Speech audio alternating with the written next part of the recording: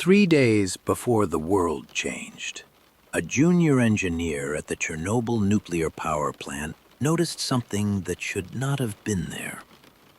His name was Viktor Brukanov, and on the night shift of April 23, 1986, he sat before the monitoring panel of Reactor 4, watching numbers that refused to behave according to any pattern he had been trained to recognize.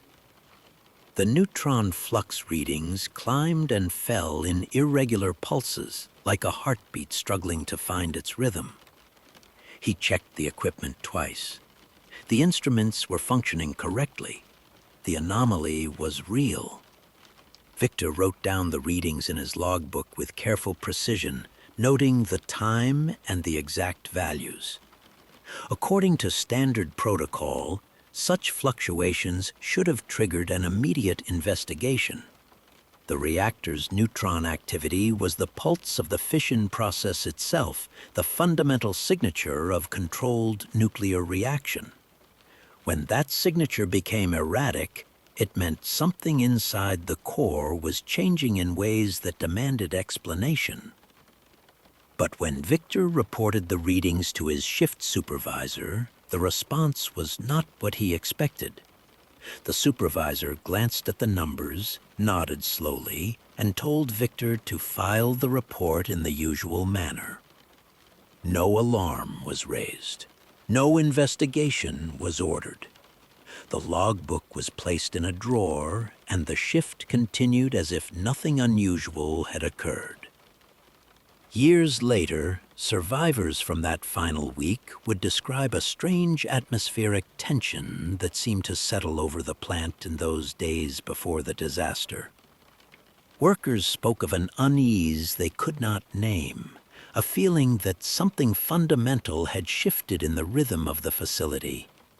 Some mentioned unusual vibrations felt through the concrete floors, vibrations that came and went without pattern. Others recalled that the reactor seemed louder than normal, though monitoring equipment showed no change in operational parameters. One engineer later said the building itself felt different, as though it were holding its breath. The planned safety test was routine in nature, at least on paper. The experiment was designed to determine whether the reactor's turbines could generate enough residual power during shutdown to keep coolant pumps running until emergency generators activated. It was the kind of test that had been postponed multiple times, considered important but not urgent. In the final week of April, orders came from Moscow that the test would proceed on schedule during the planned maintenance shutdown of Reactor 4. The timing was set. The protocols were distributed. Everything appeared normal. But according to testimonies gathered years afterward, some details did not align with standard procedure. Phone calls came from Moscow at unusual hours, encrypted communications that bypassed normal channels. Certain engineers received instructions that contradicted their training, directives that required them to operate the reactor outside established safety margins. When questions were raised about these orders, the responses were brief and final. The test would proceed as commanded. No delays would be tolerated. The reasons were not explained. Viktor Brukanov continued his shifts throughout that final week, and each night he recorded the same unexplained neutron fluctuations in Reactor 4. The pattern remained irregular, unpredictable, as though something deep within the core was responding to a rhythm that existed outside the control of Soviet engineering. He mentioned it to colleagues during shift changes, asking if they had noticed anything similar. Most had not, but a few nodded quietly and said nothing more. One older operator told him that sometimes reactors developed what he called personality, Small quirks in their behavior that monitoring equipment could detect, but engineers could not explain. He advised Victor to file his reports and ask no further questions. On the evening of April 25th, as the safety test entered its final preparation phase, Victor's shift ended and he left the plant. He walked through the spring darkness toward the workers' dormitory in Pripyat, 2 kilometers away, where lights burned in apartment windows and people lived ordinary lives, unaware that in less than 24 hours, their city would become a name the world would never forget. Victor later recalled feeling a strange reluctance to look back at the reactor building as he walked away, as though some instinct warned him that what stood behind him in the darkness was no longer entirely under human control. He did not work the shift on April 26th. The readings he had recorded in his logbook were never officially investigated. 3 days after the explosion, the logbook disappeared from plant records entirely, and no trace of Victor Brukanov's neutron flux reports has ever been found in declassified archives. Approximately 1 week before the explosion, 3 men arrived at the Chernobyl nuclear power plant without prior announcement. They came by unmarked vehicle in the early morning hours when the first shift was beginning and security protocols were at their most routine. The guard at the main checkpoint later recalled that the men presented documents he had never seen before, sealed papers with stamps he did not recognize. He made a phone call to verify their clearance. Someone in administration confirmed their authorization within minutes, and the gate opened. The guard never learned their names or their purpose. Years afterward, he would testify that the men carried themselves with the quiet authority of individuals accustomed to being obeyed without question. Plant personnel who encountered the visitors during that week described them as specialists of some kind, though their exact field of expertise remained unclear. They wore civilian clothing rather than the standard technical uniforms issued to inspectors or engineers. They asked no questions about reactor operations or safety procedures, the typical concerns of officials from Moscow. Instead, their inquiries focused on architectural details, structural layouts, and the underground infrastructure beneath the reactor building. One engineer recalled being asked about ventilation systems in the lower levels, specifically whether any modifications had been made to the original construction plans. Another remembered a conversation about geological surveys conducted during the plant's foundation work in the early 1970s. The 3 men spent an unusual amount of time in restricted areas that were not typically part of inspection tours. Security logs showed they accessed the sub-basement levels of Reactor 4 multiple times, areas that housed coolant circulation systems and maintenance corridors. Workers who saw them in these spaces noted that the visitors carried measuring equipment of a type not standard to nuclear plant operations.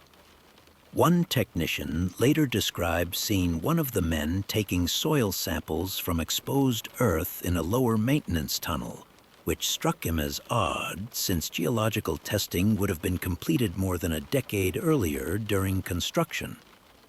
When he asked what they were measuring, the man replied that it was routine verification and said nothing more.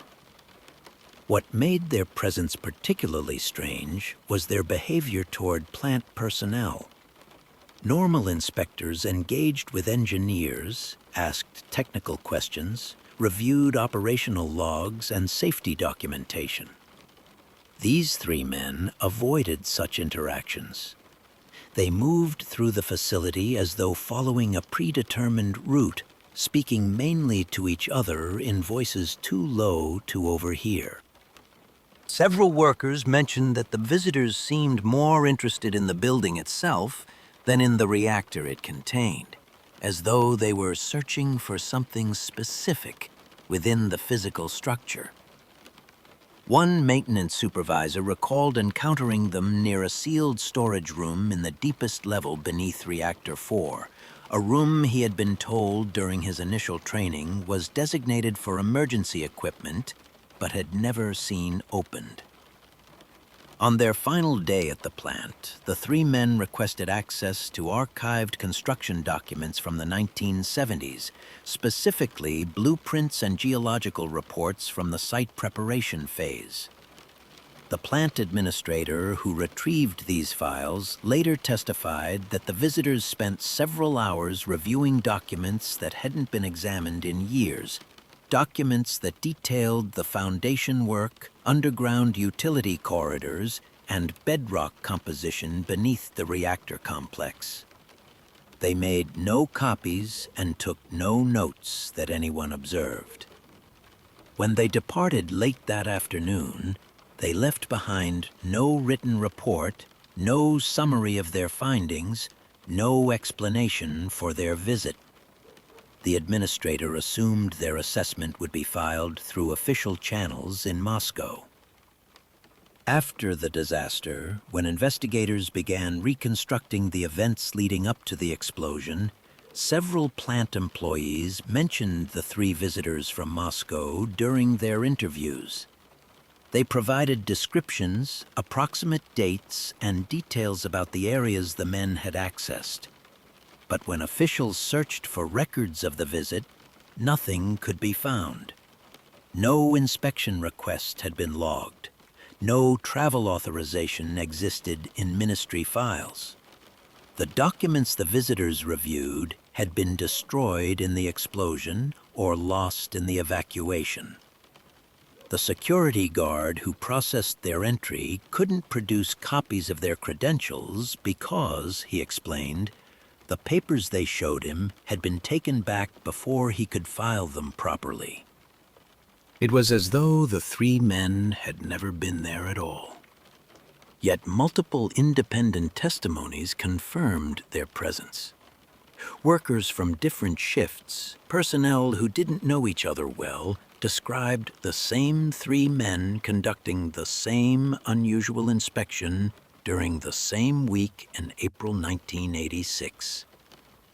Some mentioned details that seemed insignificant at the time, but gained weight in retrospect. Small observations that suggested the visitors knew more about the plant's hidden infrastructure than even senior engineers understood. One electrician recalled overhearing a fragment of conversation in which one of the men referred to something as the lower installation, a term that meant nothing to anyone at the facility.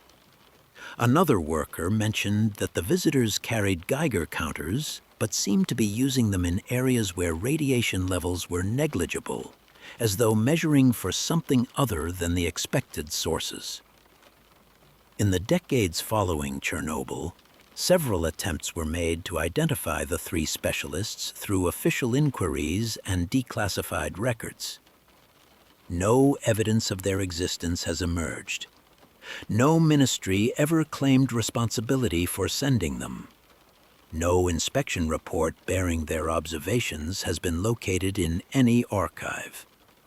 They remain among the unexplained details that surround the disaster, a mystery folded within the larger catastrophe. And the question they left behind refuses to fade.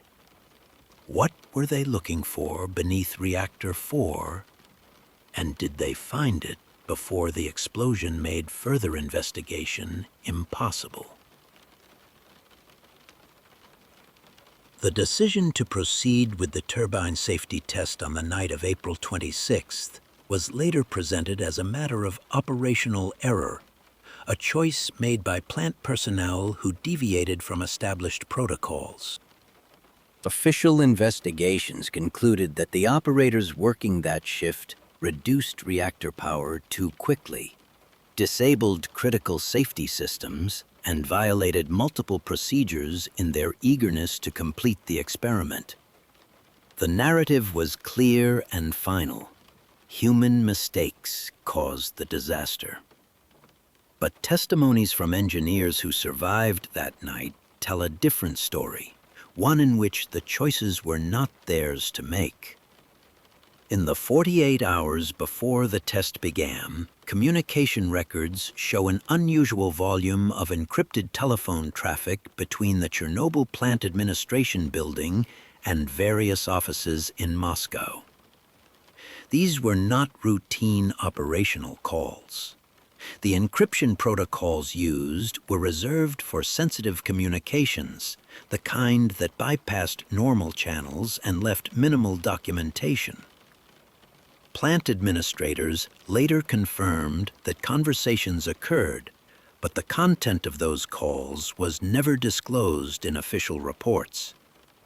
Several engineers mentioned overhearing fragments of heated discussions between senior managers and Moscow officials, conversations in which the word mandatory appeared repeatedly. One shift supervisor recalled his superior emerging from such a call looking visibly distressed, saying only that the test schedule could not be altered under any circumstances. According to standard procedure, the turbine test should have been postponed the moment safety parameters began to deteriorate. The reactor's power level dropped unexpectedly during the initial phase of the experiment, falling far below the intended range. This created dangerous conditions within the core, a state of instability that any trained operator would recognize as grounds for immediate shutdown. Multiple engineers on duty that night later testified that they raised concerns about continuing under such circumstances. They pointed out violated safety margins, disabled emergency systems, and readings that indicated the reactor was behaving unpredictably. Their warnings were acknowledged and overruled. The chief engineer supervising the test, a man named Anatoly Diatlov, became the central figure in the official blame narrative. He was described as arrogant, dismissive of safety concerns, and determined to complete the experiment regardless of risk. But several operators who worked under him during those final hours provided a more complex picture. They described a man under extreme pressure, someone following orders that came from authority levels above his own. One control room technician recalled Diatlov repeatedly checking his watch and making phone calls to administration, as though reporting progress to someone waiting for confirmation. Another remembered him saying that failure to complete the test on schedule would result in serious consequences for everyone involved. The exact nature of those consequences was never specified, but in the Soviet system of the 1980s, such warnings carried weight. Careers could be destroyed, access to privileges revoked, reputations permanently damaged. Engineers understood that certain directives, particularly those originating from Moscow, were not suggestions to be evaluated, but commands to be executed. Several testimonies mentioned the phrase direct order being used repeatedly during the preparations for the test, a phrase that carried legal and hierarchical significance. If an action was taken under direct order from a superior authority, responsibility for that action shifted upward through the chain of command. Yet after the disaster, no evidence emerged of any such orders. No written directive from Moscow instructed plant personnel to proceed with the test despite safety violations.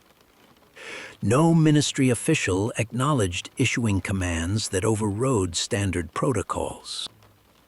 The investigation focused entirely on the decisions made by operators in the control room during those final minutes, treating each action as an independent choice rather than a response to external pressure. The encrypted phone calls were mentioned briefly in technical reports, but never analyzed in detail. The content of those conversations remained classified, sealed away in archives that were not part of the public record. Years later, a former Soviet Energy Ministry official gave an interview in which he mentioned the Chernobyl test without directly addressing the disaster itself. He spoke about the pressure plant administrators faced to meet operational deadlines, the consequences of delaying experiments that Moscow considered important, and the informal understanding that certain projects carried priority that superseded local safety concerns. When asked directly whether orders had been given to proceed with the turbine test despite known risks, he declined to answer, saying only that the chain of command in Soviet nuclear facilities was more complicated than outsiders understood. Responsibility, he suggested, could not always be traced in simple lines from decision to consequence. Some of the surviving engineers have broken their silence over the decades, speaking carefully about that night and the events leading up to it. They describe a situation in which technical judgment was subordinated to external demands, where concerns raised in the control room were acknowledged but not allowed to change the outcome. One operator said he felt during those final hours as though the test had acquired a momentum beyond anyone's control, as if the decision to proceed had been made long before they arrived for their shift. Another mentioned that certain preparations for the experiment seemed unusual, steps taken that went beyond the documented test protocol, modifications to procedure that were never adequately explained. The official narrative remains unchanged. The Chernobyl disaster resulted from operator error, from decisions made by individuals who violated safety protocols and triggered an uncontrollable chain reaction. But the testimonies persist. Quiet voices suggesting that the operators in Reactor 4's control room were not the architects of their own catastrophe. They were following orders whose origins remain obscured, implementing a test whose true purpose may not have been what they were told. And the most troubling question continues to echo through the decades. If the decision to proceed came from Moscow, who in Moscow gave that order?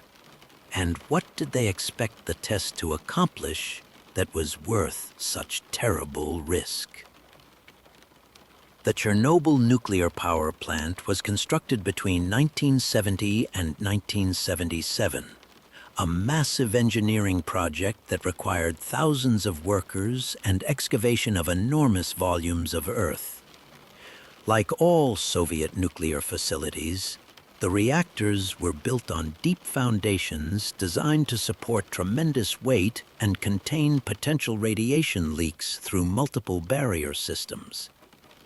But according to testimonies that emerged decades later, some of the construction beneath Reactor 4 went beyond standard nuclear engineering requirements. Workers who participated in the foundation phase described sections of the project that did not match the architectural plans they were given. Compartments and corridors whose purpose was never explained to the men who built them. One former construction foreman, interviewed in the late 1990s, recalled being assigned to excavate chambers far deeper than the documented basement levels of Reactor 4. The work was conducted under unusual security protocols. Military personnel supervised certain excavation phases, which struck him as odd since military oversight was typically reserved for weapons facilities, not civilian power plants. The chambers they dug required concrete walls of extraordinary thickness, barriers that seemed excessive for standard utility spaces or equipment rooms. When workers asked why such reinforcement was necessary, they were told the specifications came from Moscow and were not open to discussion. The foreman remembered that some of these deep chambers were sealed immediately after construction, before any equipment or piping was installed, which made no engineering sense for spaces that were supposedly part of the reactor's operational infrastructure. Architectural blueprints that were declassified after the Soviet Union collapsed show curious discrepancies when compared to the physical structure of the plant. Several rooms marked on foundation plans do not appear in later operational documentation, as though they were removed from official records after construction was complete. Ventilation systems drawn on the original architectural surveys show ducting that extends into areas with no corresponding rooms in the completed layout, suggesting either significant design changes or spaces that were deliberately omitted from final documentation. Structural engineers who have studied these plans note that certain concrete barriers in the foundation are far thicker than required for radiation shielding or structural support, almost as if they were designed to contain something other than reactor components. Multiple construction workers from the original building phase later mentioned what they called special compartments, sections of the underground structure that required military security clearance to access. These areas were cordoned off during construction, with entry restricted to personnel whose names appeared on classified lists. Regular workers were told these were storage areas for sensitive equipment or spaces reserved for emergency systems, but some noticed details that contradicted such explanations. One electrician recalled installing lighting in a sealed corridor that had no doors or access points in the final construction, as though the corridor was meant to be reached through passages that were never documented in standard blueprints. He described the atmosphere in that space as strange, with acoustic properties that made sounds echo in ways that suggested the corridor extended much farther than the visible section he worked in. Years after the disaster, a retired Soviet construction ministry official mentioned the Chernobyl Foundation work in an interview about industrial projects from that era. He spoke carefully, aware that certain details remained sensitive despite the collapse of the regime. He confirmed that military security personnel were involved in supervising parts of the construction, though he claimed this was standard procedure for nuclear facilities. When asked about the sealed chambers and the unusually thick concrete barriers, he acknowledged that some structural specifications were classified at the time, but insisted they were related to radiation containment protocols. He did not explain why containment protocols would require military supervision or why certain spaces were sealed before the reactor became operational. Some of the most intriguing testimonies come from workers who were present during the final stages of foundation construction in 1976. Several described an incident in which excavation equipment broke through into what appeared to be a natural underground cavity, a space that was not indicated on any geological survey. Work stopped immediately. Engineers were summoned from Moscow, and military personnel arrived within hours. The cavity was examined, measurements were taken, and then it was filled with concrete and sealed. Workers were told to forget what they had seen and warned that discussing the incident could result in criminal charges. One worker later said the cavity had seemed too regular in shape to be entirely natural, as though it had been modified or expanded by human activity at some point in the distant past. The existence of these underground anomalies remains difficult to verify. Most construction documentation from the 1970s was destroyed in the disaster or lost during the chaotic evacuation. Workers who might provide testimony are scattered, aging, or deceased. Official records that survived make no mention of sealed chambers, military supervised construction, or structural modifications beyond the standard blueprints. Yet the testimonies persist across multiple independent sources, men who worked on different phases of the project and had no contact with each other afterward, all describing similar details. Spaces that should not exist, barriers too thick to explain, corridors that led nowhere in the documented plans. One question that researchers have raised is why such structures would be built beneath a nuclear reactor at all. If secret facilities were needed for military research or classified storage, why incorporate them into a civilian power plant rather than constructing a separate installation? The only logical answer, some suggest, is that the reactor itself was relevant to whatever purpose those underground spaces served. Perhaps the facility needed the power generated by the reactor. Perhaps it required the radiation shielding that tons of nuclear infrastructure would provide. Or perhaps, as a few have quietly proposed, something discovered during the initial excavation required both containment and observation, and Reactor 4 was built around it rather than the other way around. The blueprints cannot answer this question. The workers who built those depths are gone or silent. And what lies beneath the ruins of Chernobyl remains sealed behind concrete and steel, inaccessible to investigation, hidden beneath radioactive debris that will remain deadly for centuries to come. The day shift on April 25th passed without incident according to official logs, but workers who were present during those hours later recalled a growing sense of unease that had no obvious source. The reactor operated within normal parameters. The safety test was scheduled to begin during the night shift, and preparations proceeded according to protocol. Yet several engineers mentioned an atmosphere of tension that seemed to intensify as evening approached, as though the building itself knew what was coming.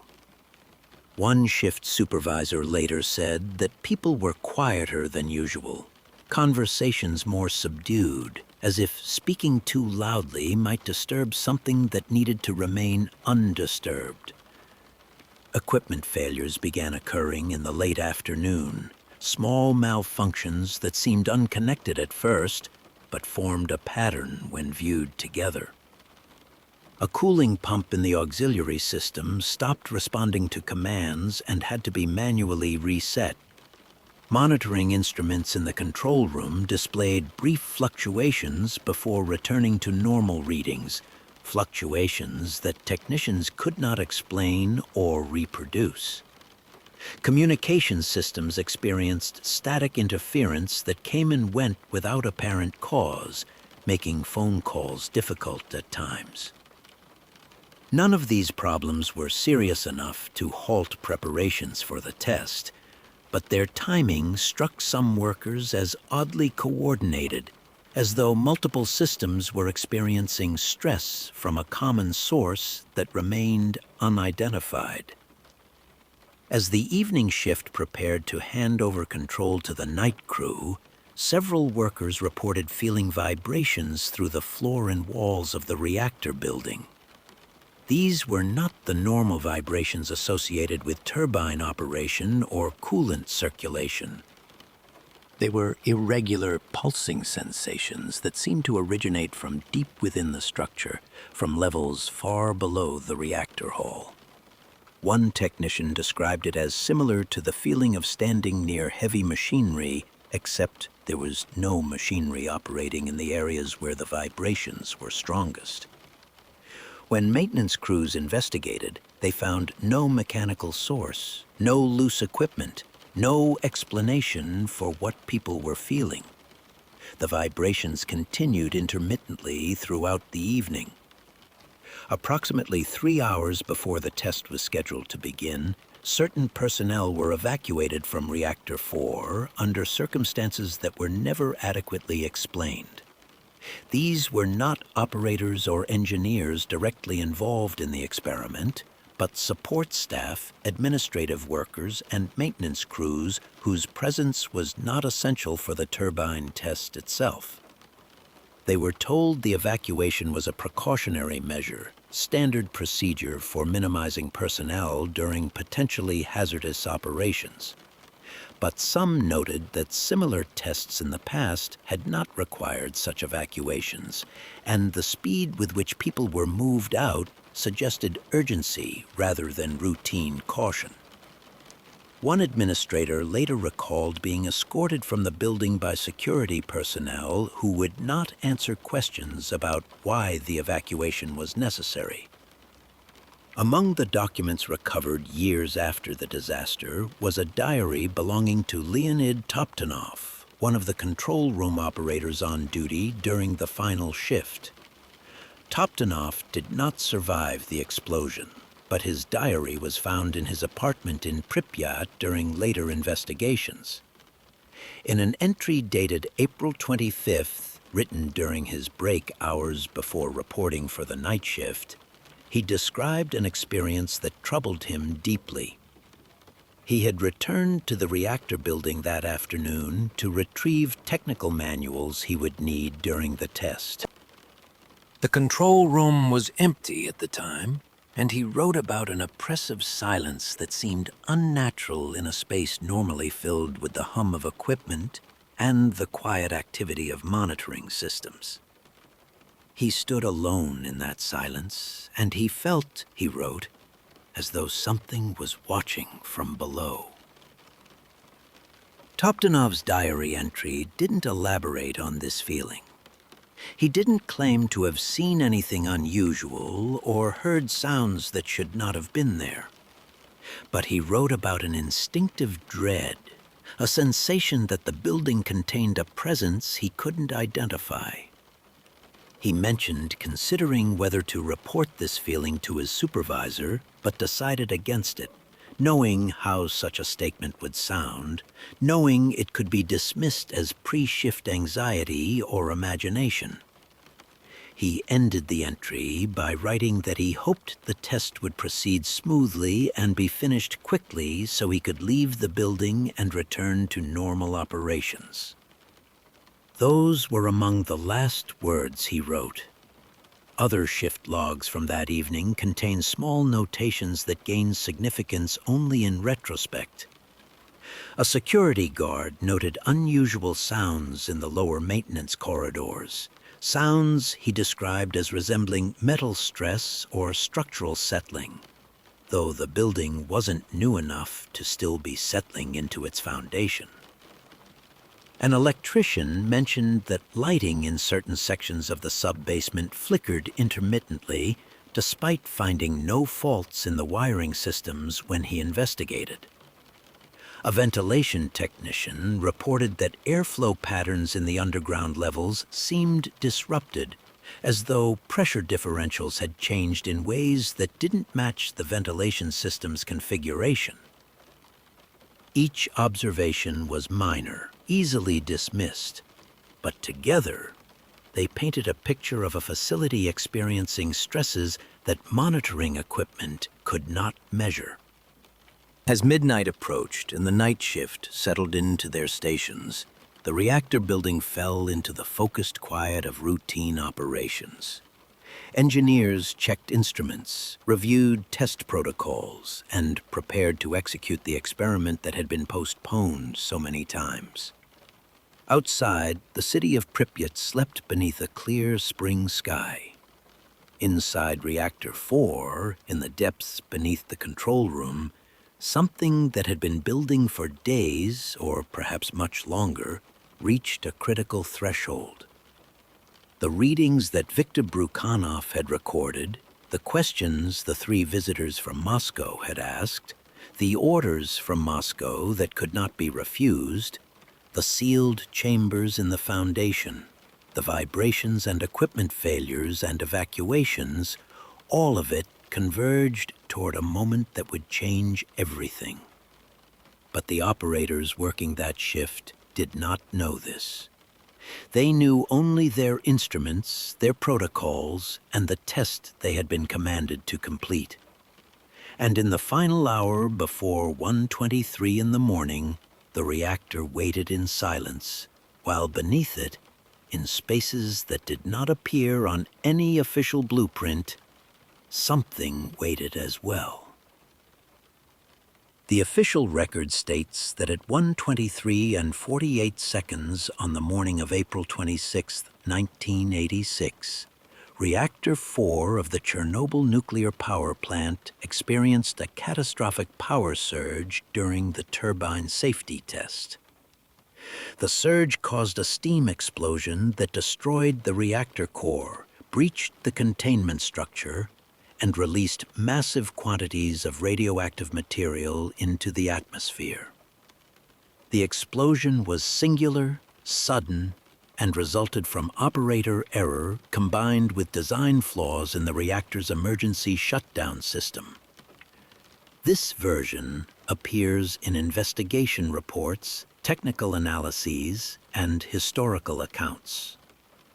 But the people who witnessed what happened that night describe something different. Multiple survivors, firefighters who responded to the initial alarm, plant workers in adjacent buildings, residents of Pripyat who were awakened by the sound, consistently report not one explosion, but 3 distinct events separated by intervals of several seconds. The first was described as a deep rumbling detonation that seemed to originate from far below the reactor hall, a sound that residents 2 kilometers away felt as vibration through their apartment floors before they heard it as noise.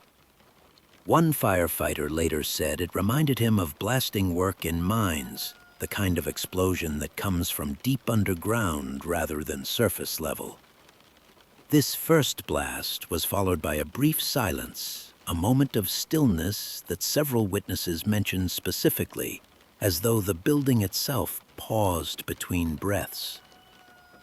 The second explosion came perhaps 5 or 6 seconds later, louder and sharper than the first. This was the sound most people remember, the blast that shattered windows in Pripyat and sent debris climbing into the night sky. Workers in the adjacent Reactor 3 building described seeing the roof of Reactor 4 lift upward as if pushed from below, massive concrete panels rising and breaking apart while still airborne. The sound was different from the first explosion, more focused, more violent. One engineer who survived said it had a metallic quality, as though something inside the reactor had torn itself apart under forces it was never designed to withstand. But even this second blast was not the end. The third explosion followed almost immediately, a rapid sequence that some witnesses described as overlapping with the second. This final detonation scattered burning graphite and reactor fuel across the facility, ignited fires throughout the destroyed building, and sent a column of flame and smoke climbing hundreds of meters into the darkness. The force of this blast was what caused the most visible destruction, what emergency crews saw when they arrived moments later. But firefighters who reached the scene quickly noticed something unusual. The damage pattern did not match their expectations for a single catastrophic failure. Debris was scattered in ways that suggested multiple points of origin, and fires burned in areas where no flammable material should have existed. Several witnesses reported seeing strange lights in the moments before the main explosions, phenomena that appeared above or within the reactor structure. A plant electrician working in Reactor 3 saw what he described as blue-white flashes through the windows overlooking Reactor 4, lights that pulsed in irregular patterns for several seconds before the first explosion occurred.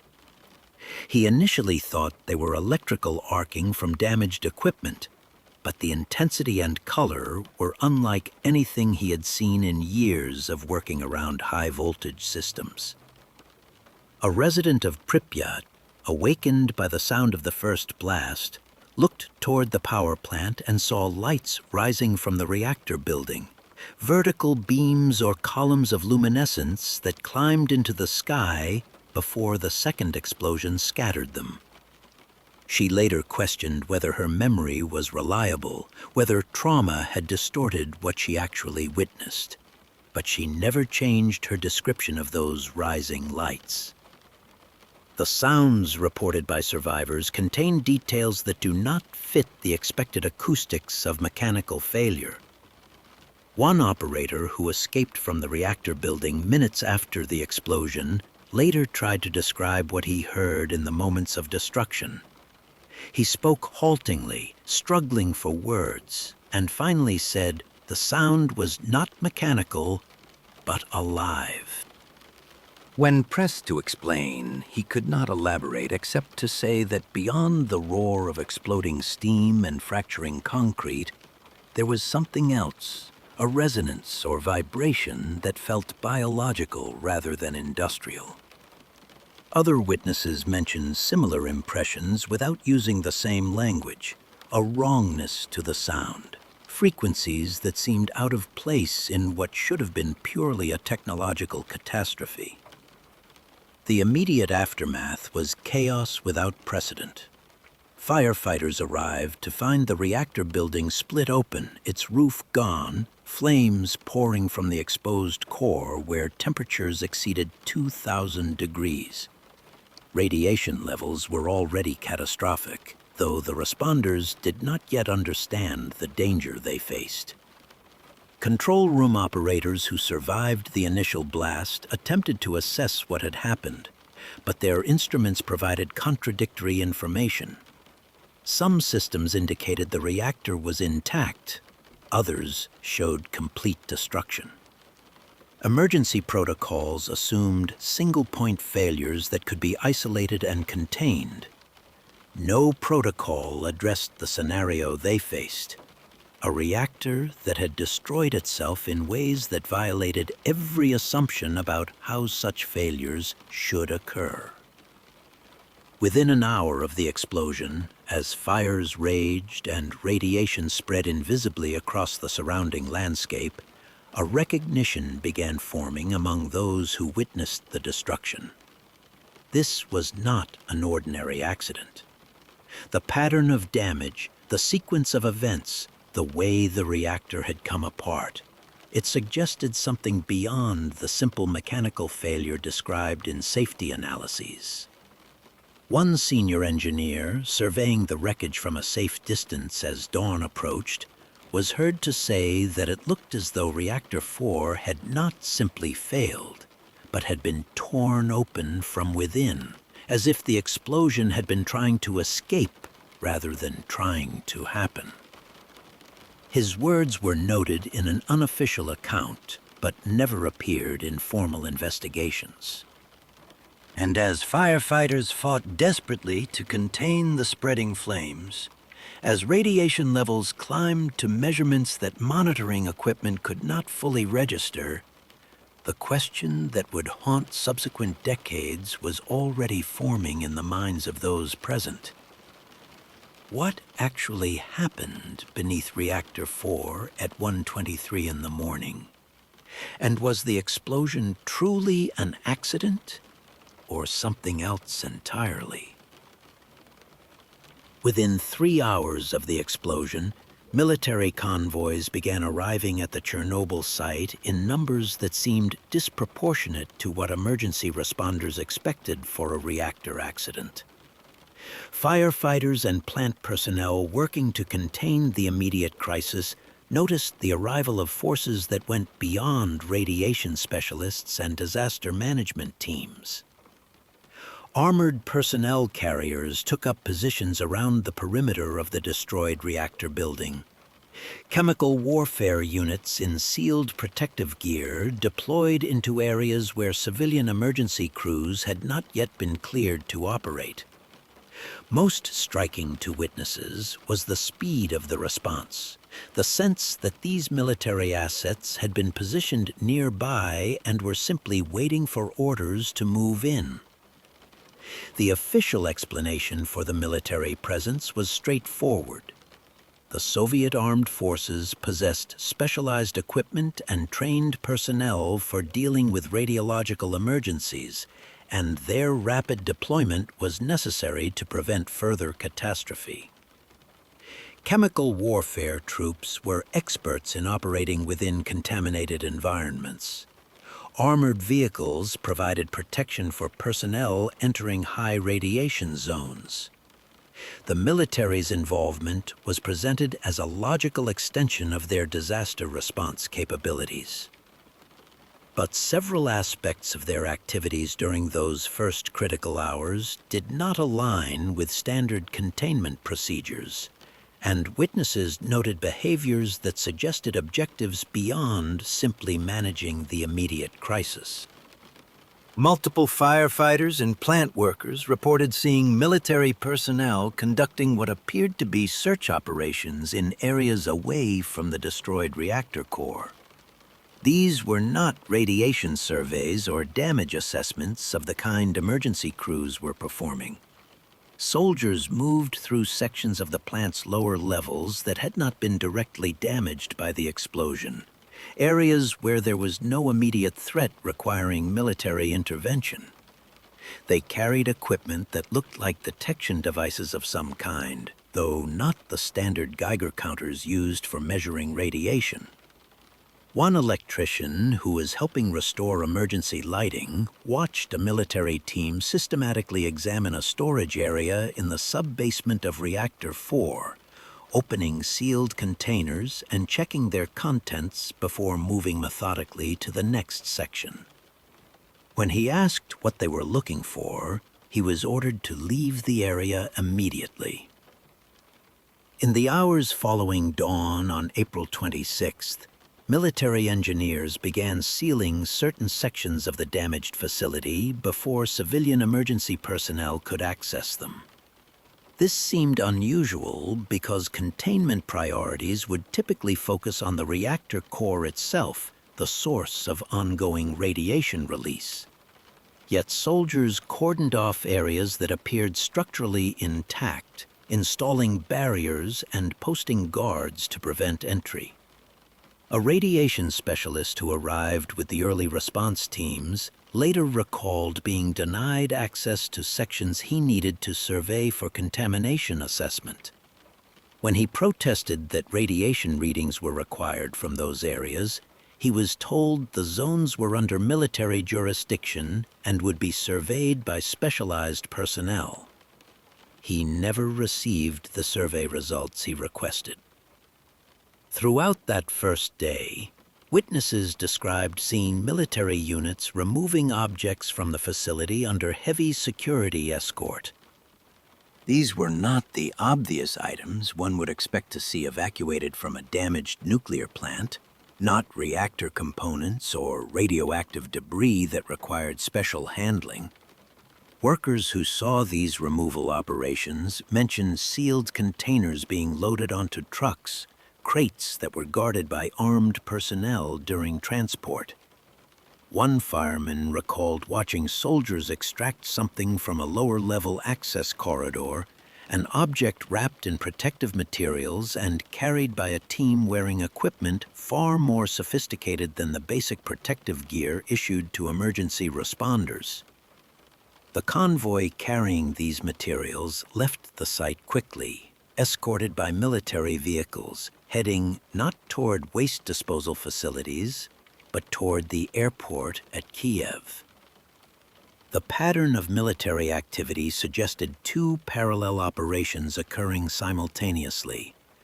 The visible operation focused on firefighting, radiation containment, and evacuation of nearby populations, the disaster response that would be documented in official reports and shown to the world. But alongside this public effort, a less visible operation appeared to be underway, one involving systematic searches, selective area closures, and removal of materials whose nature was never disclosed. Civilian emergency personnel became aware of this dual activity, but understood they were not part of it and should not ask questions. The military personnel conducting these operations spoke rarely to outsiders and provided no explanations for their actions.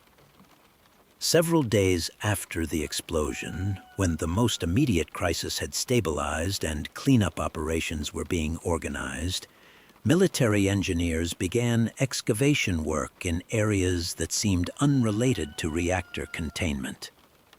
Heavy equipment was brought in to dig in sections of the facility perimeter away from the destroyed building. Workers assigned to other areas of the site noticed this activity, but were told it was part of foundation stabilization work, measures to prevent further structural collapse. Yet the excavation patterns did not match what would be expected for such purposes. They appeared to be searching excavations, systematic removal of earth and concrete from specific locations, as though the engineers knew exactly where to dig and what depth to reach. Whatever they found or failed to find was not shared with the civilian liquidation forces. As weeks passed and the Chernobyl disaster shifted from emergency response to long-term containment, the military presence remained significant but became less visible. Specialized units were replaced by regular troops assigned to security duties. The intense search and recovery activities of those first days diminished. But workers involved in the liquidation effort continued to encounter sealed areas they could not access, zones that remained under military control for reasons never explained. Some liquidators later spoke of rumors that circulated among the workforce, stories about discoveries made in the wreckage, objects that should not have been there, evidence of activities within the plant that had nothing to do with electricity generation. The rumors were never confirmed, but they persisted. The question that lingers from those early hours is one of intent and knowledge. The military response was remarkably efficient for an unexpected disaster, almost as though contingency plans already existed for precisely this scenario. Chemical warfare troops and specialized recovery units do not typically deploy within hours unless they are already positioned nearby or have been placed on alert. The systematic searches, the selective sealing of areas, the removal of unidentified materials, all suggest that some elements of the military response were focused on objectives beyond contamination control. What were they searching for in the ruins of Reactor 4? What did they remove under such heavy security? And most troubling of all, had someone anticipated that the reactor might fail in ways that required not just containment, but recovery of evidence? In the months following the Chernobyl disaster, hundreds of thousands of workers were mobilized to contain the catastrophe and make the site safe for long-term enclosure. They became known as Liquidators, men conscripted from across the Soviet Union to perform the most dangerous cleanup operation in human history. They cleared radioactive debris, constructed the massive concrete sarcophagus over the destroyed reactor, and worked in conditions where exposure limits were measured in seconds rather than hours. Official records emphasize their heroism and sacrifice, but many of these workers also signed documents that went far beyond standard security protocols, agreements that bound them to silence about what they saw and did at Chernobyl. agreements whose violation carried criminal penalties that extended decades beyond their service. The non-disclosure agreements signed by liquidators were unusually comprehensive and severe. Standard safety protocols for nuclear work included confidentiality clauses about facility layouts and technical specifications, reasonable measures to protect sensitive information. But liquidators described signing documents that forbade them from discussing not just technical details, but observations, discoveries, and experiences that had no apparent connection to state security. They were prohibited from describing unusual materials they encountered, restricted areas they glimpsed, or conversations they overheard among military supervisors. Several liquidators later noted that the agreements seemed designed to prevent discussion of specific categories of information, as though authorities anticipated certain discoveries would be made and wanted legal mechanisms in place to enforce silence before those discoveries occurred. Among the testimonies that emerged years later, after the Soviet Union collapsed and some liquidators felt emboldened to speak, recurring themes appeared that never made it into official reports. Multiple workers from different crews and time periods mentioned encountering metallic fragments in the debris that looked wrong, materials that didn't match any component that should have existed within a nuclear reactor. One liquidator described finding pieces of what appeared to be machined metal deep in the wreckage, objects with smooth surfaces and precise geometric forms that were inconsistent with the twisted melted reactor components surrounding them. When he reported the finding to his supervisor, military personnel arrived within the hour, removed the fragments, and instructed him never to mention what he had seen. He obeyed for 15 years before speaking about it in a recorded interview. Several liquidators working in the lower levels of the destroyed facility reported seeing military teams removing sealed containers from areas that should have contained nothing but utility infrastructure. These operations occurred separately from the main debris removal efforts conducted by specialized units that didn't interact with regular liquidation crews.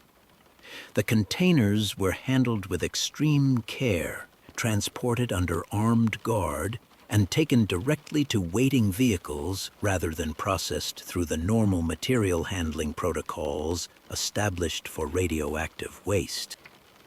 One worker recalled watching such a removal operation through a gap in a collapsed wall, seeing soldiers in heavy protective gear carefully extract what looked like a cylindrical container from beneath layers of rubble, treating it as though it were far more dangerous than the radioactive debris liquidators handled daily without such precautions. Within the 30-kilometer exclusion zone that was established around the reactor, certain areas remained off-limits even to liquidators who had clearance to work in the most contaminated sections. These restricted zones were not necessarily the areas with highest radiation levels. Some were marked simply as military territory with no further explanation. Guards were posted at the perimeters, and liquidators who strayed too close were turned back without being told why the restriction existed. One crew supervisor mentioned a section of forest approximately 3 kilometers from the plant where equipment registered unusual electromagnetic readings, fluctuations that did not correspond to any known effect of radiation exposure. When he requested permission to investigate further, his request was denied and the area was immediately sealed by military order. Among the more disturbing testimonies are accounts from liquidators who worked on the Sarcophagus construction, the massive concrete shell built to entomb Reactor 4. Several workers described aspects of the construction that seemed excessive for simple radiation containment. The foundation of the sarcophagus extended far deeper than engineering requirements would dictate, with reinforced sections that appeared designed to seal underground chambers rather than simply support the weight of the structure above. One concrete worker recalled pouring foundations for what he assumed were support pillars, but later realized were actually filling existing shafts that descended into the earth beneath the reactor. The shafts were already there, lined with older concrete, and his crew was ordered to fill them completely, eliminating whatever passages they had once provided. The most unsettling accounts involve references to what several liquidators called the object in the basement, a phrase that appeared in multiple independent testimonies without clear explanation of what the phrase meant. The context in which it was mentioned varied. Some liquidators heard military personnel discussing it in overheard conversations. Others were warned to avoid certain areas because of the object in the basement, as though it were a known hazard requiring special handling. One liquidator claimed he was told by a military supervisor that the primary purpose of the sarcophagus was not to contain the destroyed reactor core, but to seal the object in the basement permanently. When he asked what object, the supervisor ended the conversation and reassigned him to a different work crew the following day. Attempts to verify these accounts have been frustrated by the deaths and disappearances of key witnesses. Some liquidators who spoke publicly about their experiences later recanted their statements or ceased giving interviews without explanation. A few disappeared from public record entirely, with family members unable to locate them or unwilling to discuss what happened. Whether these disappearances were coincidental, whether they resulted from natural causes in a population heavily exposed to radiation, or whether they were encouraged by authorities who wanted certain testimonies to remain unconfirmed, is impossible to determine. But the pattern has been noted by researchers attempting to compile comprehensive accounts of the liquidation effort. The official history of Chernobyl presents the liquidators as workers who contained a technological disaster through courage and sacrifice. Their work prevented further contamination, stabilized the site, and made long-term enclosure possible. This narrative is true as far as it goes, but the testimonies suggest their work may have included additional objectives that remain classified, activities focused not just on containment, but on concealment, on ensuring that certain discoveries made in the wreckage were removed and certain areas were sealed before independent observers could document what lay beneath. The liquidators were witness to something beyond the visible disaster, and many of them were silenced by law, by fear, or by forces that recognized the danger of allowing certain knowledge to spread beyond controlled circles. When the Soviet Union collapsed in 1991, many archives that had been sealed for decades began to open. Researchers gained access to documents about the Chernobyl disaster that had previously been classified under state security laws, files that revealed the extent of official knowledge about radiation dangers, evacuation delays, and the true scale of contamination.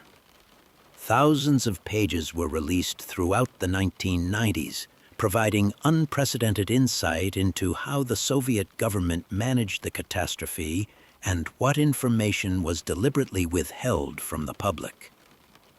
But despite this wave of declassification, a significant portion of the Chernobyl archive remained sealed.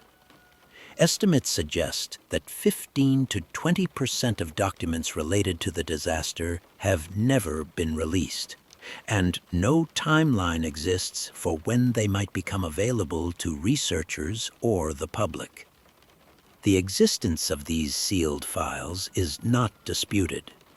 Russian and Ukrainian archival authorities acknowledge that certain Chernobyl-related materials remain classified under current state security laws. The official explanation is that these documents contain technical specifications about nuclear reactor design, operational protocols that remain relevant to facilities still in operation, and information about emergency response capabilities that could be exploited if made public. Such reasoning is standard for nuclear-related materials in any country. But former Soviet officials who have spoken carefully about the sealed archive hint that the classification rationale goes deeper than technical sensitivity, that some documents contain information incompatible with the accepted narrative of what happened at Chernobyl and why. One particularly revealing statement came from a retired KGB officer who served in Ukraine during the late Soviet period. In an interview conducted in the early 2000s, he was asked about the Chernobyl files and whether their continued classification served any legitimate security purpose decades after the disaster. His response was measured but striking. He confirmed that certain documents remained sealed and noted that some files had actually been reclassified to higher security levels after the Soviet Union collapsed, upgraded from restricted access to state secret status in the mid-1990s. This reclassification suggested that whatever information those documents contained was considered more sensitive after the regime fell than it had been during the Soviet era, more dangerous to reveal in a time of relative openness than it had been under conditions of strict state control. Researchers who have attempted to access the sealed archive through official channels describe a bureaucratic maze designed to prevent access rather than facilitate it. Requests for specific documents are denied on grounds of national security without explanation of what aspect of security would be compromised by their release. Appeals to higher authorities yield similar responses.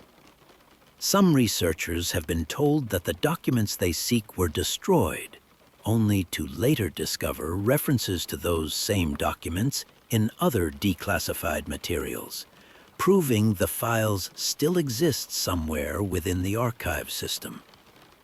The obstruction is not merely passive bureaucratic inefficiency, but appears to be active policy, a deliberate effort to keep certain information sealed indefinitely. What little is known about the contents of the sealed files comes from fragments and allusions in documents that were declassified. Declassified reports sometimes reference other documents by file number or title, creating a shadow catalog of materials that remain hidden.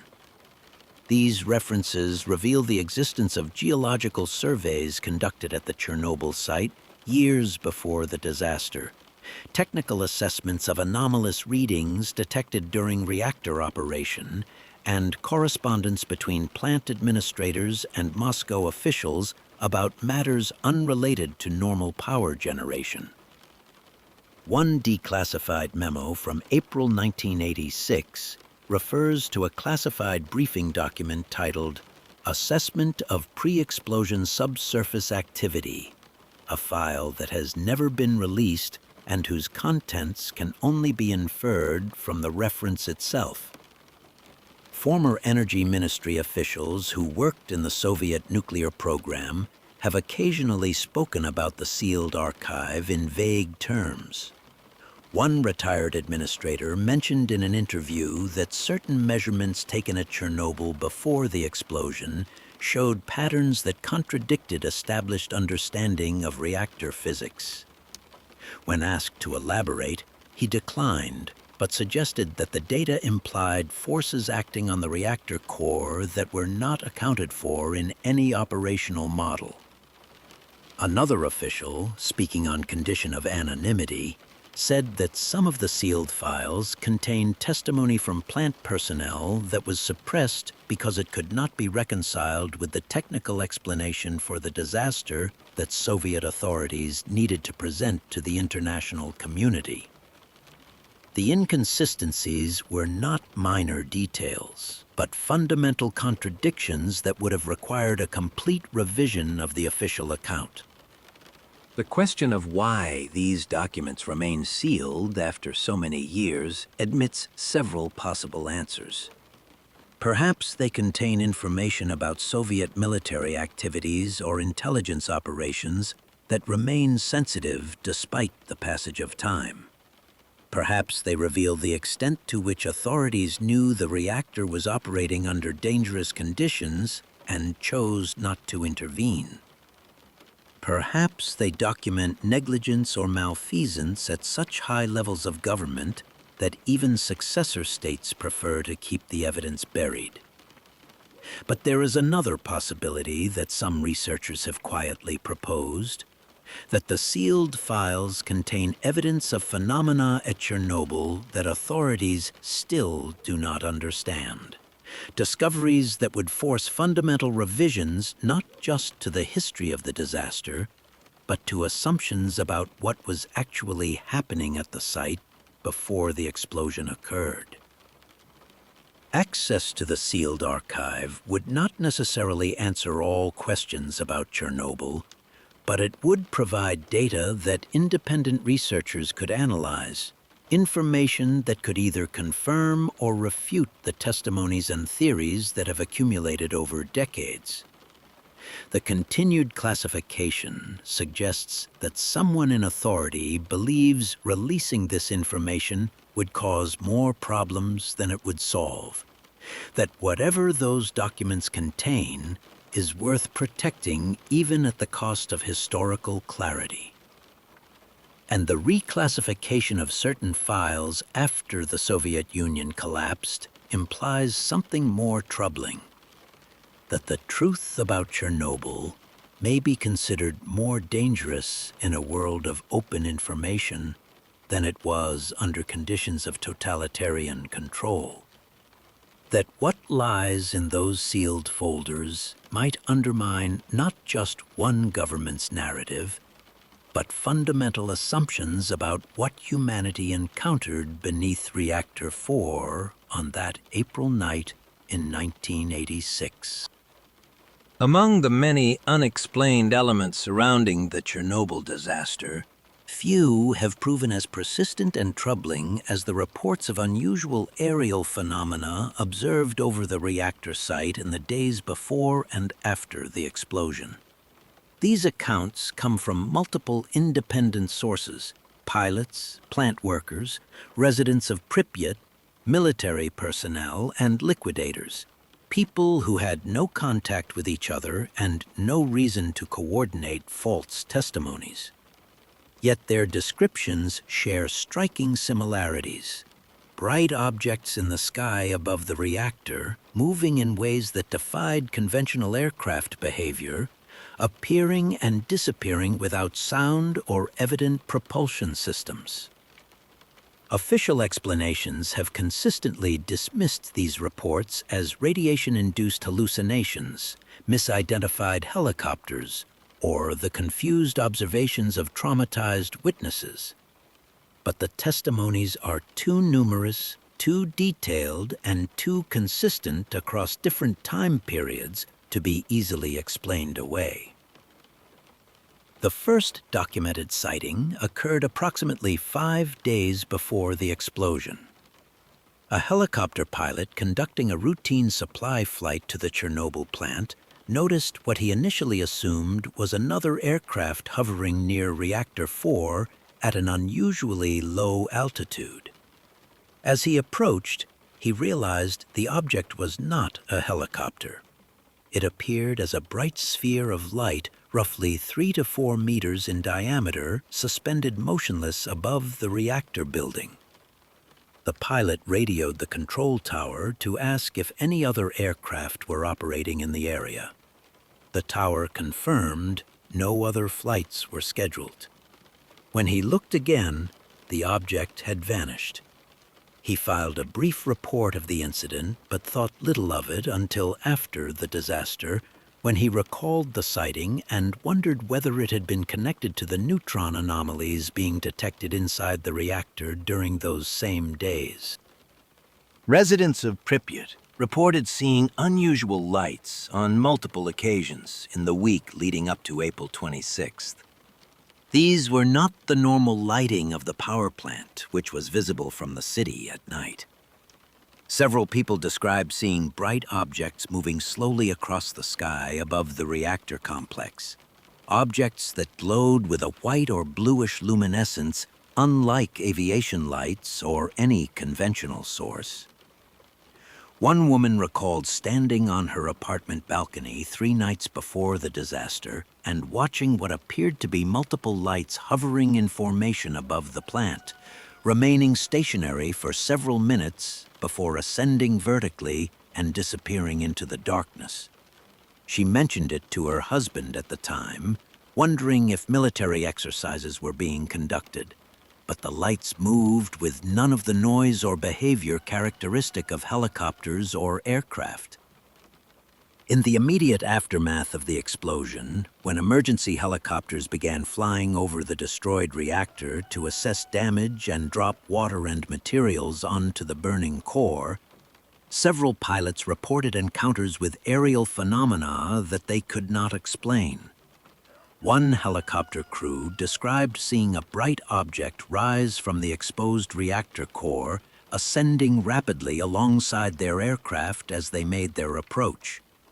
The object paced them for several seconds before accelerating away at speeds no helicopter could match. The crew reported the incident to military commanders, who ordered them not to discuss it with other personnel. Another pilot mentioned seeing lights hovering in the smoke column rising from the reactor, lights that appeared to move independently of wind currents or the turbulent air created by the fires below. Liquidators working at the site in the weeks and months after the disaster provided numerous accounts of unusual aerial activity. Some described seeing bright spheres that would appear suddenly above specific areas of the facility, remain visible for varying periods ranging from seconds to several minutes, then vanish without trace. These objects were most commonly observed at night, though some sightings occurred during daylight hours. Workers noted that the lights seemed particularly interested in certain sections of the destroyed reactor building and the areas where military excavation operations were underway. One liquidator recalled watching a luminous object hover directly above a zone where military teams were removing sealed containers from the wreckage, as though observing the operation. The object remained until the removal was complete, then departed vertically at high speed. The official response to these reports followed a consistent pattern of dismissal and discouragement. Medical personnel explained to witnesses that radiation exposure could cause visual hallucinations, optical distortions that might manifest as lights or objects that were not actually present. Military authorities suggested that workers were seeing helicopters under unusual lighting conditions, misidentifying familiar aircraft because of stress and fatigue. Some witnesses were told that the intense radiation environment was affecting camera equipment and creating false images, though this explanation did not account for observations made with unaided human vision by multiple people simultaneously. The message was clear. Discussing such sightings was not helpful to the containment effort and would only spread confusion and panic. Yet the testimonies continued to accumulate. Researchers who have studied the phenomenon note that the descriptions remain remarkably consistent across different observers and time periods. Witnesses describe spherical or disc-shaped objects, luminous but not blindingly bright, capable of hovering motionlessly and then accelerating to speeds far beyond any conventional aircraft. The objects make no sound. They appear most frequently at night, but are sometimes visible during daylight. They seem to focus on specific areas of interest rather than patrolling randomly. And most intriguingly, many witnesses describe a sense that the objects were observing rather than responding, watching the disaster unfold rather than participating in emergency operations. The question of what these lights were admits no easy answer. Conventional explanations strain against the consistency and number of reports.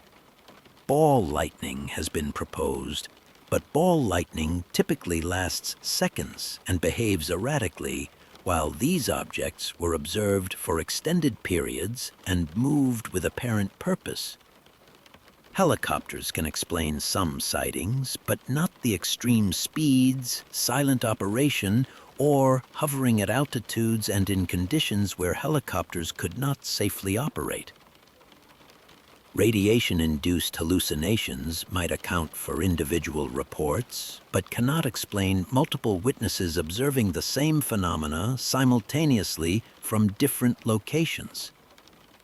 Secret military aircraft might be possible, but the objects were observed before the disaster when no emergency was underway, suggesting their presence was not solely a response to the explosion.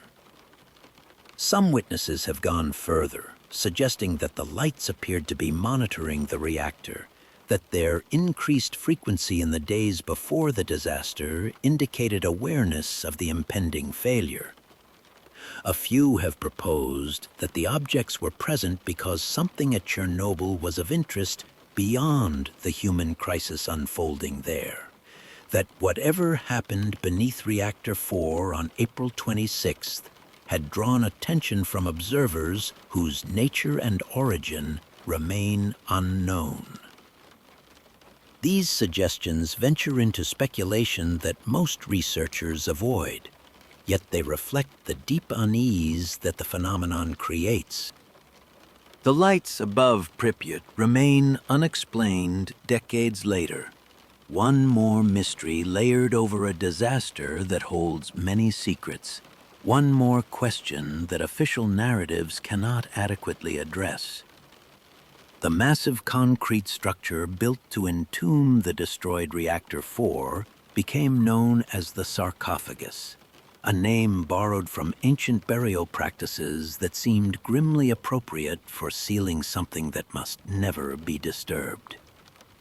Construction began in May 1986 and was completed by November of that year, an extraordinarily compressed timeline for a project of such scale and complexity. The official purpose was clear and necessary: contain the radioactive materials exposed by the explosion, prevent further contamination, and create a barrier that would isolate the destroyed reactor from the environment for decades to come. The sarcophagus was presented to the world as a triumph of Soviet engineering under impossible conditions, a monument to the determination to control what had been unleashed. But engineers and workers involved in its construction later noted aspects of the design that seemed to serve purposes beyond simple radiation containment, features that suggested the structure was meant to seal something below ground level as thoroughly as it enclosed the ruins above.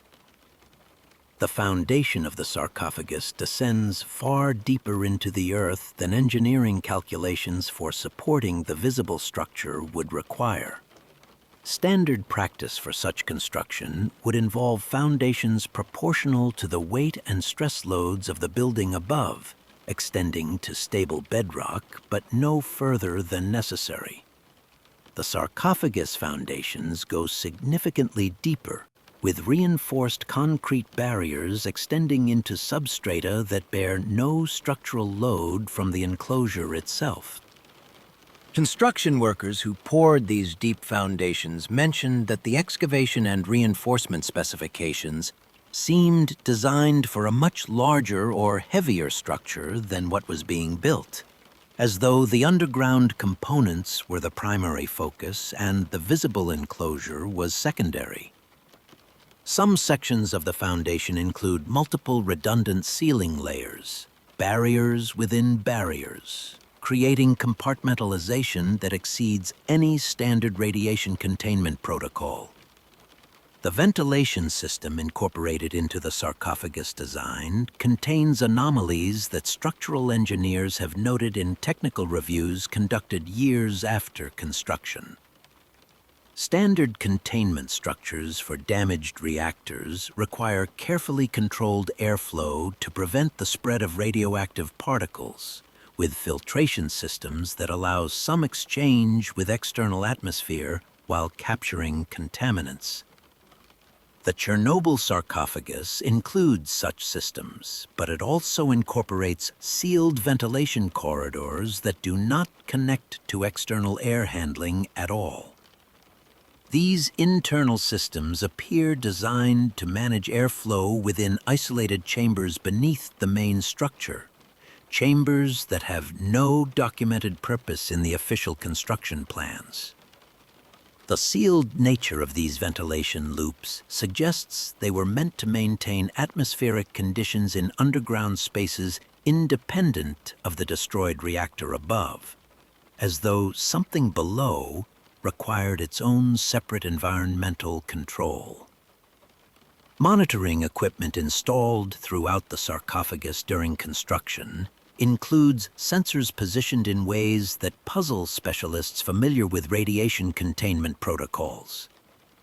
Standard practice places monitors at points where radioactive material might escape the containment structure, sensors oriented outward to detect any breach or leakage. Many of the Chernobyl sarcophagus monitors follow this pattern, but a significant number are positioned differently, aimed inward towards specific points within the structure itself, particularly in the lower levels. These inward-facing monitors appear designed to observe something contained within the sarcophagus, rather than measure what might escape from it. Some sensors were placed in locations that had minimal relevance to the destroyed reactor core above, but happened to align with the deep foundation sections and sealed chambers described by construction workers. The construction timeline itself raises questions about priorities and purpose. The sarcophagus was built with extraordinary speed, completed in 6 months, under conditions that made every hour of work dangerous for the construction crews. Yet the distribution of effort and resources did not always align with what simple radiation containment would prioritize. Workers recall that certain deep foundation sections were completed before work began on the more visible upper structure, an unusual sequence that delayed enclosure of the most radioactive areas. Military oversight of specific foundation elements was intense, with inspections and specifications that seemed disproportionate to their apparent function as support structures. One engineer mentioned being ordered to modify already completed foundation work to add additional sealing layers, changes that required dangerous re-entry into partially enclosed spaces, but were deemed non-negotiable by military supervisors. Redundant sealing mechanisms appear throughout the lower sections of the sarcophagus in configurations that exceed standard containment engineering. Multiple barrier layers separate certain foundation chambers from surrounding areas, each layer capable of functioning independently if others fail. The redundancy level suggests the designers anticipated not just potential structural degradation over time, but active attempts at breach from within, as though whatever was being sealed might exert pressure against the barriers.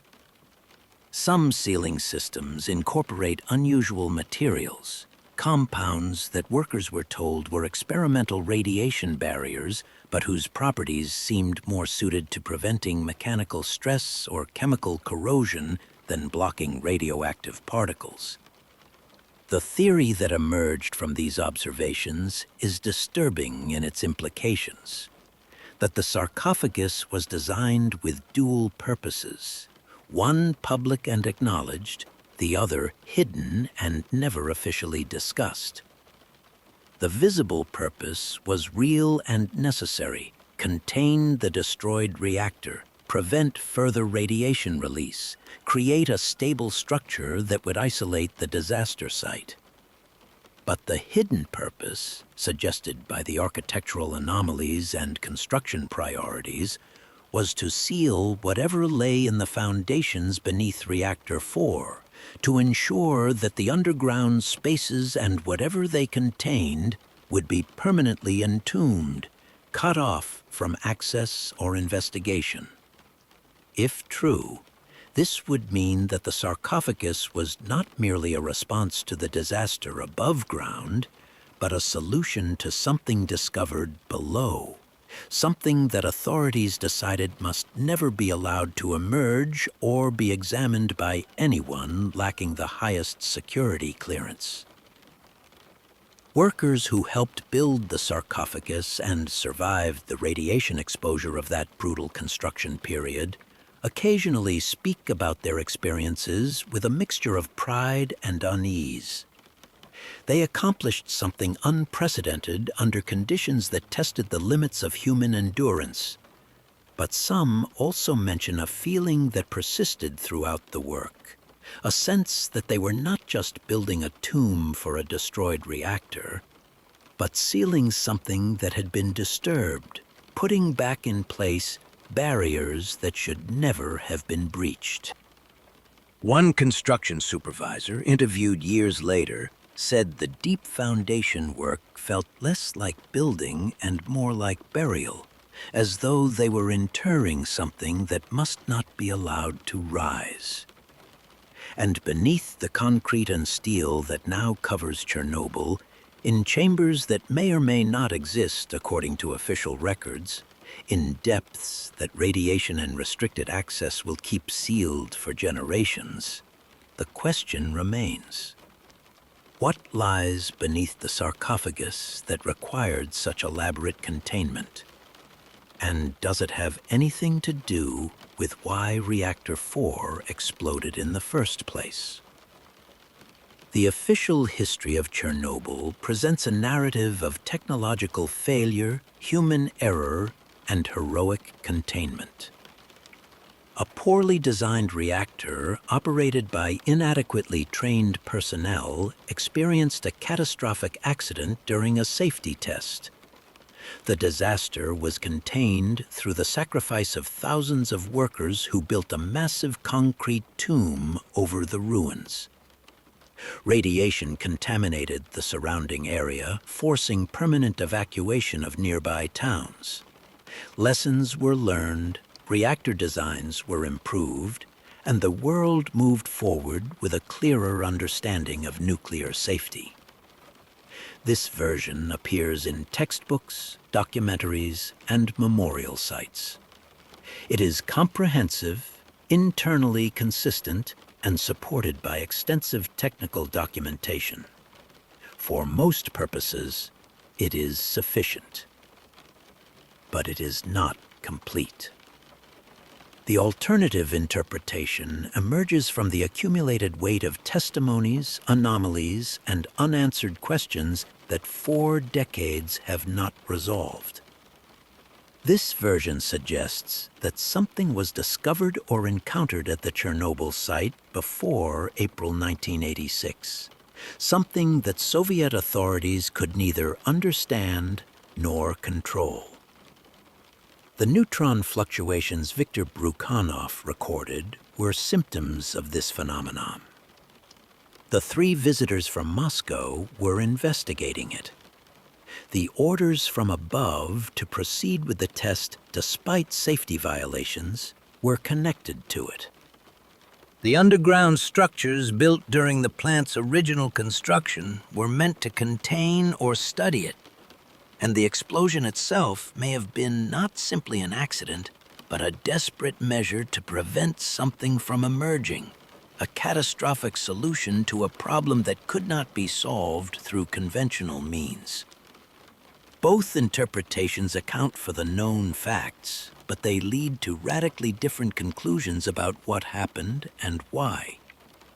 The official narrative requires accepting that numerous independent witnesses experienced similar hallucinations or misperceptions, that architectural anomalies in the sarcophagus were engineering decisions without deeper significance, that sealed archives contain only routine technical data too sensitive to release, and that the unusual military response was simply efficient disaster management. The alternative narrative requires accepting that Soviet authorities encountered something at Chernobyl they chose to hide rather than explain, that evidence was systematically removed and concealed, and that the true purpose of the reactor facility may have included objectives beyond electricity generation. Neither interpretation can be proven definitively with available evidence, but neither can be dismissed without ignoring substantial testimony and observable facts. What makes the question particularly urgent is that Chernobyl remains far from dormant. In recent years, monitoring equipment within the ruins of Reactor 4 has detected seismic activity that experts struggle to explain. These are not the tremors associated with structural settling or concrete degradation. They occur in patterns that suggest periodic pressure variations from below, fluctuations that have no obvious source in the sealed wreckage above. Radiation readings inside the sarcophagus display anomalous behavior as well, levels that rise and fall in ways that do not correspond to the expected decay patterns of the isotopes present in the destroyed reactor.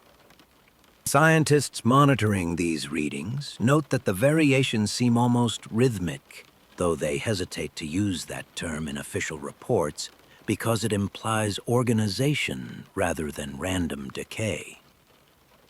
The site itself remains more restricted than any other civilian disaster zone in human history. While Chernobyl has become a destination for controlled tourism in recent years, with visitors allowed into certain areas of the exclusion zone under strict supervision, large sections remain completely off-limits. Some of these restricted areas are nowhere near the destroyed reactor, zones where radiation levels are actually lower than in accessible sections, yet access is prohibited under state security laws. Researchers who request permission to study these areas are denied without explanation. The restrictions have not loosened with time. In some cases, they have intensified. Areas that were briefly accessible to scientific teams in the 1990s were reclassified as forbidden zones in subsequent decades, suggesting that ongoing monitoring revealed something that authorities decided should not be investigated further. Former plant workers and liquidators continue to age and pass away, taking their memories with them. Each year, fewer witnesses remain who can speak about what they saw and experienced during those critical days.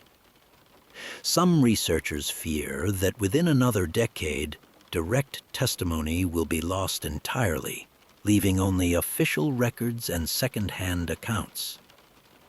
Efforts to conduct comprehensive interviews with surviving witnesses face obstacles beyond simple mortality.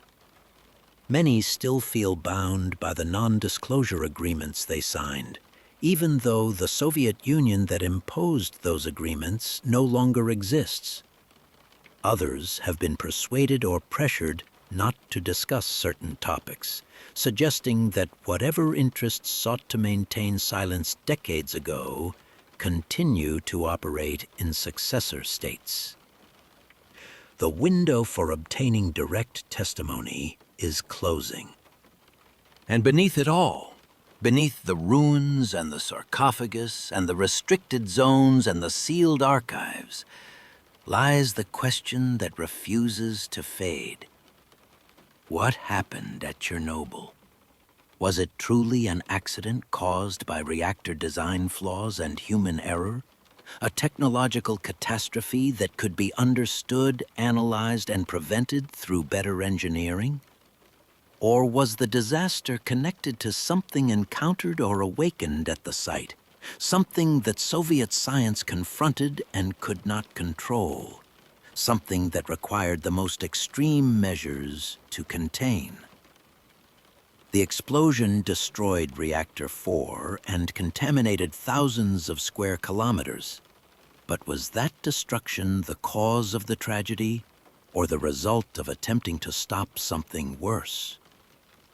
The concrete tomb that now covers Chernobyl will contain its radioactive burden for centuries.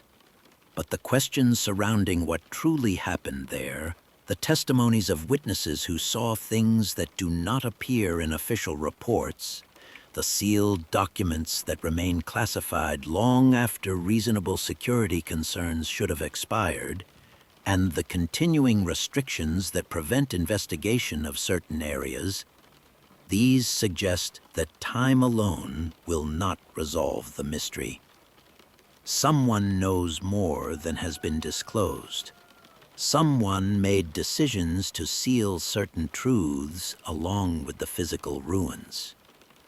And until those seals are broken, until the archives open fully, until the restricted zones become accessible to independent investigation, the world will continue to wonder what lies beneath Chernobyl and whether the explosion of April 26, 1986, was truly an ending, or merely the moment when something far more disturbing was forced back into darkness and silence.